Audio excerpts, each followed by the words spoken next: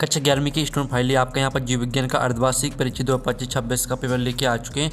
आप लोग बहुत सारे यहाँ पर कमेंट रहे थे कि जीव विज्ञान पेपर लाओ, तो इस वीडियो में हम आपका यहाँ पर जीव विज्ञान के संपूर्ण उत्तर सहित पूरे पेपर कंप्लीट करने वाले हैं। तो इस वीडियो को आपको ध्यान से देखना और वीडियो को लाइक कर लीजिए, चैनल को सब्सक्राइब कर लीजिए। साथ ही इस वीडियो को आपको अपने दोस्तों तक शेयर कर देना, जिससे वो भी 70 में 70 नंबर लेके आ सके जीव विज्ञान के पेपर में। ठीक है, तो आप यहाँ पर देख लीजिए, आपका यहाँ पर निर्देश आते हैं तो आप निर्देश यहाँ पढ़ लीजिएगा। तो चलिए, जो आपका यहाँ पर जीव विज्ञान का पेपर है वो हम यहाँ पर देख लेते हैं। तो सबसे पहले तो आपके यहाँ पर आते हैं। ठीक है स्टूडेंट, आप यहाँ पर देख लीजिए, आप क्या सही विकल्प चुनकर लिखिए जो कि आपके 6 नंबर के रहने वाले हैं। तो पहला था द्विपद नामकरण पद्धति के प्रतिपादक थे, तो आपका था चार्ल्स डार्विन और बाता स्लीडन बसवान, और साथ आपका बेथम बाहुकर और दाता कैरोलस लिनियस। तो इसका आंसर आपका कैरोलस लिनियस हो जाएगा। ठीक है, फिर आपका दूसरा था 5 जगत वर्गीकरण में एक कोष किए यूकेरियोटिक जीवों को किस समूह में रखा गया है। तो आपका था मोनेरा में, बाता प्रोटिस्टा में, साथ फंगाई में और दाता प्लांटी में। तो इसका आंसर आपका प्रोटिस्टा में हो जाएगा। फिर आपका तीसरा आता तालाब का रेशम किस पौधे का समान नाम है। तो आपका औसा था ठीक है कोरोलाइना और बाता स्पाइरोगायरा, साता सेलेजिनेला और दाता क्लोरेला। तो यहाँ पर तालाब का जो रेशम कहा जाता है वो स्पाइरोगायरा को कहा जाता है। फिर आपका था निम्नलिखित में से किस संघ में पॉलिप तथा मेडुसा अवस्था में पाई जाती हैं। तो चौथे का राइट आंसर आपका यहाँ पर सिलेंट्रेटा हो जाएगा। फिर पाँचवा था कोष का सिद्धांत किनके द्वारा प्रस्तावित किया गया। तो आपका था स्लीडन एवं स्वान, बाता सटन एवं बावरी, और साथ वाटसन एवं क्रेक, और दाता डार्विन एवं बेलेस। तो कोष का सिद्धांत किनके द्वारा प्रस्तावित किया गया। तो इसका आंसर आपका स्लीडन एवं स्वान हो जाएगा। पर आपका 6 माता वाटसन एवं क्रिक के अनुसार डीएनए के एक चक्र में कितने न्यूक्लियोटाइड्स पाए जाते हैं। तो यहाँ पर डीएनए के एक चक्र में जो न्यूक्लियोटाइड्स पाए जाते हैं वो यहाँ पर 10 न्यूक्लियोटाइड्स पाए जाते हैं। ठीक है, इस तरह से जो आपके सही विकल्प वो कंप्लीट हो जाते हैं। साथ ही यहाँ पर इंग्लिश मीडियम के स्टूडेंट देख लीजिए, पहले का आपका सी राइट आंसर रहेगा, दूसरे का आपका बी राइट आंसर यहाँ पर रहने वाला है, और तीसरे का आपके यहाँ पर हो जाएगा। ठीक है स्टूडेंट, तीसरे का आपका बी राइट आंसर रहेगा, और जो चौथा दिया चौथे का आपका बी राइट आंसर रहेगा, और पाँचवें का आपका ए राइट आंसर रहने वाला है, 6वें का आपका ए राइट आंसर हो जाएगा। अब चलिए यहाँ पर एक स्थान की पूर्ति की जो कि आपके 6 नंबर के रहेंगे। तो पहला वह स्थान जहाँ पर पौधों के नमूने एकत्रित करके रखे जाते हैं उसे डोनर कहा जाता है। तो यहाँ पर उसे हर्बेरियम कहा जाता है। आपका क्या हर्बेरियम, यहाँ पर हर्बेरियम कहा जाता है। और जो आपका आता है सबसे ऊंचा एंजियोस्पर्म है, तो इसका आंसर आपका यूकेलिप्टस हो जाएगा। ठीक है, यूकेलिप्टस। और जो आपका यहाँ पर आता है संघ आर्थ्रोपोडा में डॉट प्रकार की समिति पाई जाती है। तो यहाँ पर संघ आर्थ्रोपोडा में आपकी ठीक है द्विपार्श्व समिति पाई जाती है। फिर आपका तो द्विबीजपत्री पौधों की पत्तियों में डोडोस श्रेवन्यास पाया जाता है। तो यहाँ पर द्विबीजपत्री पौधों की पत्तियों में आपका यहाँ पर जालिका व श्रेवन्यास पाया जाता है। ठीक है, जालिका वत। और जो आपका आता है 5वां ठीक है न्यूक्लियोटाइड्स है फॉस्फोरिक अम्ल, पेंटोस शर्करा तथा डॉट के बने होते हैं। तो यहाँ पर नाइट्रोजन ठीक है नाइट्रोजनी क्षार के बने होते हैं। आपके यहाँ पर नाइट्रोजनी, आप यहाँ पर देख लीजिए नाइट्रोजनी क्षार। तो आपका 6वां था समरूपी कोश का विभाजन में आनुवंशिक रूप से आपका यहाँ पर समान कोशिकाओं का निर्माण होता है। ठीक है, समान कोशिकाओं का निर्माण होता है। इस तरह से आपकी जो रेगिस्तान है वो कंप्लीट हो जाते हैं। साथ ही यहाँ पर इंग्लिश मीडियम के स्टूडेंट देख लीजिए। अब चलिए ये प्रश्न 3 आता सही जोड़ी बनाकर लिखी जो कि आपकी 5 नंबर की रहेंगी। स्तंभ आवा में आपकी सही जोड़ी दी गई है। ठीक है, तो पहली आपकी यहाँ पर आती है ऑक्सीजन को आपको यहाँ पर द्वितीय विरोधी से मैच कर देना। दूसरी थी मैग्नीज, तो मैग्नीज को आपको यहाँ पर ठीक है मैको न्यूट्री एंटस से मैच कर देना है। तीसरी थी बोमन संपुट है, तो इसको आपको यहाँ पर यूरिनरी ब्लीडर से मैच कर देना है। चौथी थी माइकोप्लाज्मा, तो इसको आपको मोनेरा से मैच कर देना है। 5वीं थी ईस्ट को आपको किडनवन से मैच कर देना है। इस तरह से जो आपकी सही जोड़ी वो कंप्लीट हो जाती है। साथ ही हमने यहाँ पर नंबर लिख दिए कौन में आपको कौन सी मैच करनी है, तो आप देख लीजिए। फिर यहाँ पर इंग्लिश मीडियम के स्टूडेंट भी देख सकते हैं। अब प्रश्न चलाता 7 का चयन करके लिखिए जो कि 6 नंबर के रहेंगे। तो पहला था ग्लाइकोलाइसिस की क्रिया कोश का द्रव में संपन्न होती है। तो पहला आपका यहाँ पर 7 रहेगा। फिर दूसरा था ब्रायोफाइट केवल नम छायादार स्तनों पर पाए जाते हैं। तो दूसरा आपका यहाँ पर 7 रहेगा। फिर तीसरा था प्रकाश संश्लेषण की दर हरे प्रकाश में सबसे अधिक होती है। तो तीसरा आपका 7 हो जाएगा। फिर आपका यहाँ पर चौथा आता है 80s राइबोसोम 60s व 40s इकाइयों से मिलकर बना होता है। तो चौथा आपका यहाँ पर जो चौथा रहेगा वो स्टूडेंट आपका यहाँ पर 70 रहेगा। फिर पाँचवा आता अमीनो अम्लों में COOH समूह नहीं पाया जाता, तो आपका यह 70 हो जाएगा। और जो छठवां आता कुछ स्तनियों को छोड़कर सभी स्तनियों में चलस कपाल तंत्रिकाएँ होती हैं, तो ये आपका 70 रहेगा। ठीक है, इस तरह से जो आपके 70 वो कंप्लीट हो जाते हैं। साथ ही यहाँ पे इंग्लिश मीडियम के स्टूडेंट भी देख लीजिए। अब प्रश्न आपका 5 आता है, एक वाक्य में उत्तर दीजिए, जो कि 5 नंबर के रहेंगे। सेवालों में पाए जाने वाले वर्णक का आपको नाम लिखना है। तो इसका आंसर आपका यहाँ पर क्लोरोफिल हो जाएगा। ठीक है, क्लोरोफिल।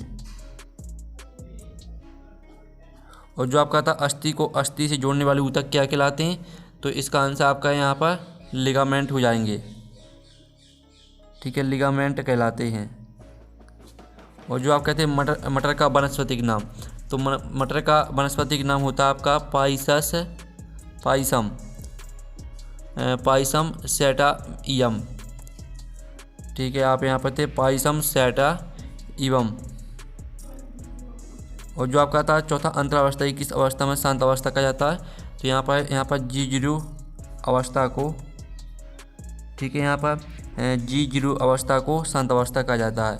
पाँचवा था प्रोटीन अणु में अमीनो अम्ल अणुओं के बीच पाए जाने वाला बंध क्या कहलाता है, तो यहाँ पर प्रोटीन अणु में अमीनो अम्ल अणुओं के बीच पाए जाने वाला बंध आपका कहलाता है पेप्टाइड बंध।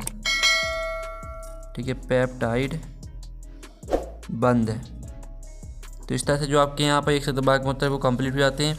यहाँ पर इंग्लिश मीडियम की स्टूडेंट भी देख लीजिए। अब प्रश्न आपका 6 समष्टि को परिभाषित कीजिए। अथवा आर्ची बैक्टीरिया को जीवित जीवाश्म में क्यों कहा जाता है। तो चलिए जो इनकी आंसर है वो हम यहाँ पर देख लेते हैं। तो पहले तो आपके यहाँ पर समष्टि की परिभाषा देख लीजिए। आपका 6 प्रश्न का आंसर रहेगा, ये आपकी समष्टि की परिभाषा दी गई। साथ ही अथवा का आंसर देख लीजिए।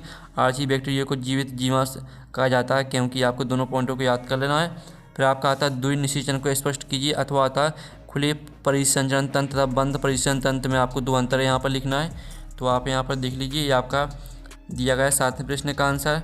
ठीक है, तो इसका स्क्रीनशॉट ले लीजिए। और ये आपका खुले परिसंचरण तंत्र तथा बंद परिसंचरण तंत्र में अंतर दिए गए हैं। फिर आपके यहाँ पर आता है 70S 80S राइबोसोम में S का क्या अर्थ है। अथवा आता है प्रोकैरियोटिक कोशिका और यूकैरियोटिक कोशिका में आपको 2 अंतर लिखना है। तो आप यहाँ पर देख लीजिए 70S 80S राइबोसोम में S का क्या अर्थ है, इसका उत्तर देख लीजिए। और प्रोकैरियोटिक कोशिका और यूकैरियोटिक कोशिका में अंतर देख लीजिए। ठीक है, इनकी आपको स्क्रीनशॉट यहाँ पर लेते चलना है। फिर आपका आता है नमक कैंचियों को किसानों का मित्र क्यों कहा जाता है।